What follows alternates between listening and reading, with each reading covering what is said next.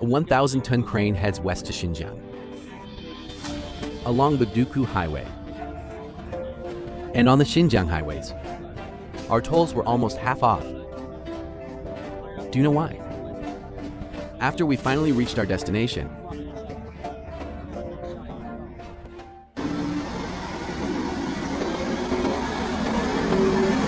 hey guys, it's Liu Kai.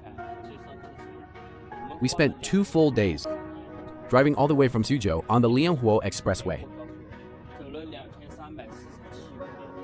and finally reached the Kawan toll station in Gansu, as you can imagine. In 2 whole days, we crossed 5 provinces. The rest of our journey will be entirely within Xinjiang. After passing the Yinmaxia toll station, Mazongshan town is just ahead. We'll get back on the highway from there. From this point, we'll switch to the Jingxin Expressway. We'll follow the Jingxin Expressway. Guys, today is the 3rd day since our 1,000-ton crane hit the road. We can make it there on time? We still have 2,000 kilometers to go. Around 1 p.m., we're going to grab lunch here. This is our first rest stop since entering the Xinjiang region. Here we saw many piggyback trucks like this. They say these trucks used to be the main force for transporting Xinjiang coal. It's also how many truckers try to save on costs. They really have no other choice. What's the first service area in Xinjiang called? Baishanquan, right? We're having lunch here.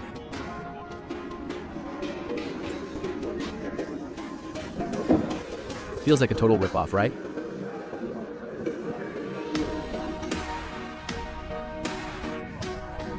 We came out to refuel.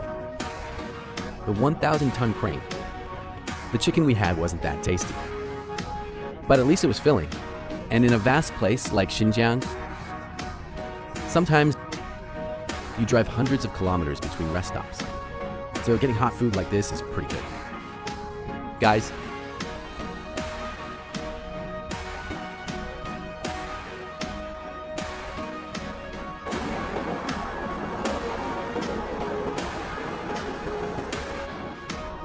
on this trip to Xinjiang, we've seen our country's mountains and rivers, and the Gobi Desert. We've also experienced all 4 seasons.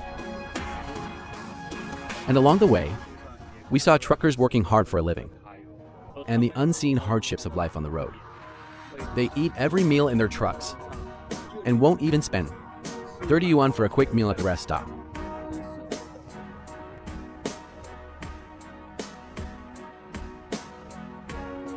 Look, this morning we were under direct sun. It was over 20 degrees Celsius. A few hundred kilometers later, the weather changed drastically. Now it's below freezing. And the road is completely covered in white snow. Guys, seeing this kind of scenery makes this whole trip totally worth it. From day to night, from desert to snowfields, Xinjiang shows us, with its extreme beauty, what vast lands really mean and why life is worth living.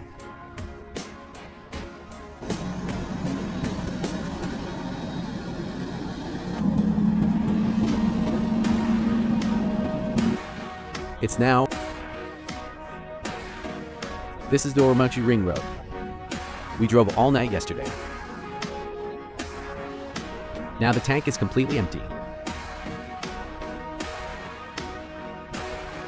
Right now we're about 1,000 kilometers away from our destination. But we heard from a local driver. Just a bit further ahead, there's a very rough section. With steep hills, they say a full tank isn't even enough to climb it. I've traveled 1,000 years just to fill up my tank.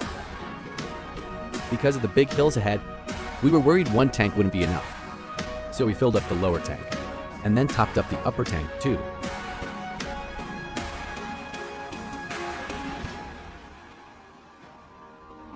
After refueling, we continued our journey.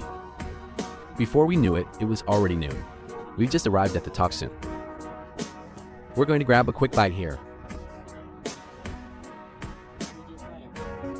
Because of home renovations, My cash flow is pretty tight right now. Just open Douyin, go to my wallet, and find Fang Xinjie. You can borrow up to 300,000 yuan and cashback events.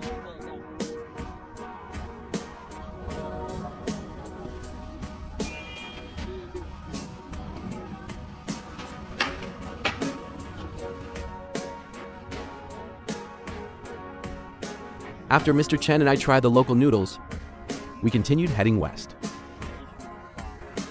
Now we're almost 500 kilometers away from the headquarters in Baiqing County. We should arrive tonight.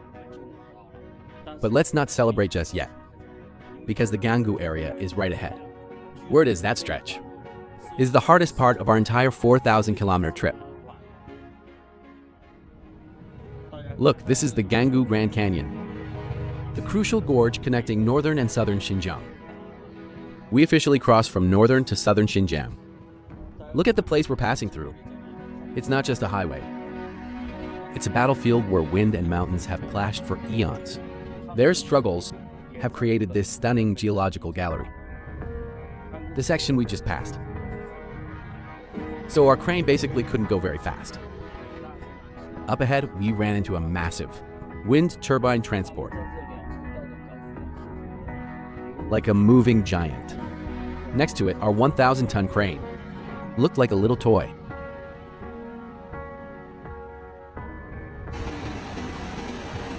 Luckily, after following them for 2 hours, they finally found a spot to let us pass.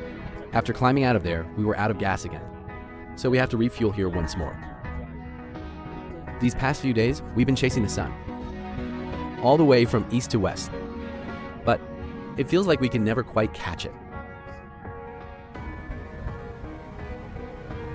After 4 whole days, we finally arrived in Kuka, a branch of the Junwei Hoisting Company in Kuka. Right now, we're at the job site here. Next, we're heading to the main headquarters. But it's not too far away, only about 200 kilometers. Did you guys know? For our 1,000-ton crane in Xinjiang, we're actually discounted by nearly 50%. Do you know why that is? Does anyone have a guess?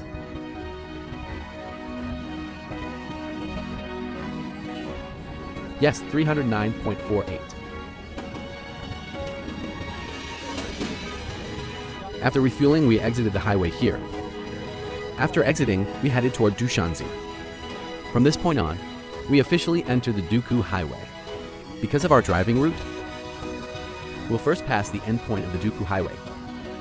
This stunning road, famous across China, is finally right before our eyes.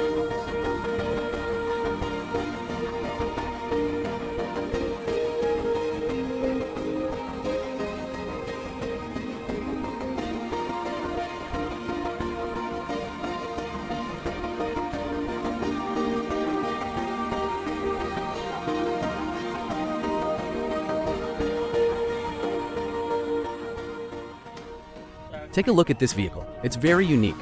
Our 4,000 kilometer journey is finally coming to an end.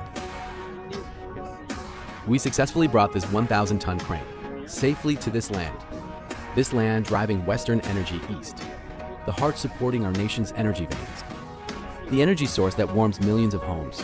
We traveled thousands of miles, transporting more than just a crane,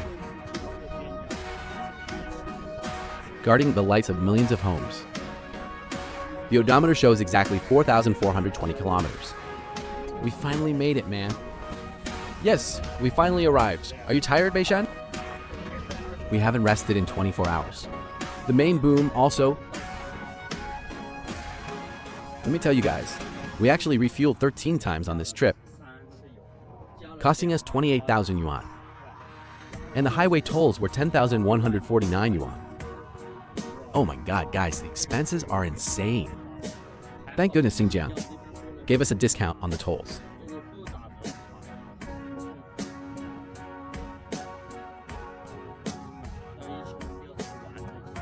And lifted its boom. But after the excitement, I felt a bit empty inside. From now until it's retired, this crane might never return inland again.